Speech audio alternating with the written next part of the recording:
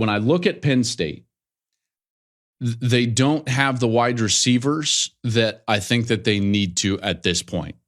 But that's not exactly where it has to come. Everyone's like, well, they don't have a wide receiver like Marvin Harrison. But remember, it's not just having a wide receiver like Marvin Harrison. It's having an out pitch like Marvin Harrison. Your out pitch can be a lot of things.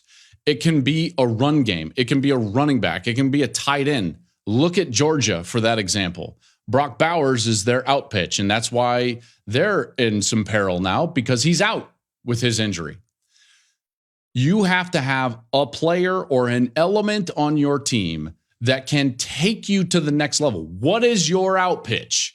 And Penn State didn't show it.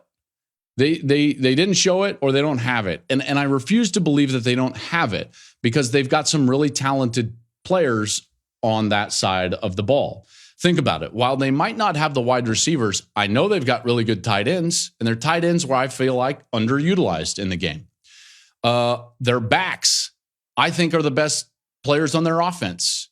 Katron Allen, Nicholas Singleton. Not only were they recruited really highly, rightfully so, but they produced as true freshmen. Like, these guys are your best players. And those guys didn't get utilized as an out pitch. So this is where I'm focusing on. And the reason is because these guys, Katron Allen and Nicholas Singleton, have to be put into situations like Marvin Harrison Jr. was to impact the game to the greatest degree possible. When you're talking about top 10 games, and by the way, I'm not talking about every week. Okay, let me backtrack just a moment. This is not for every week.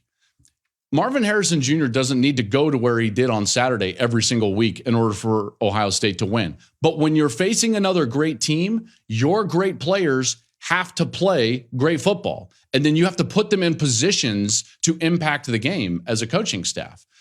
Penn State, I'm watching this game and I'm like, they thought that they could just roll in here, play their base offense, and beat Ohio State on the road. That wasn't going to happen. You've got to have an element that can go above and beyond. If it's Singleton and Allen, let them do that. Put them in position to do that. Where was the element of the screen passes in space, the creativity of having them both on the field at the same time to impact the game? Heck, bring Prebula in, the backup quarterback, who's got a threat with his legs, in order to have some run game where they've got to account for the extra hat. Maybe you're equating numbers for the backs in that way.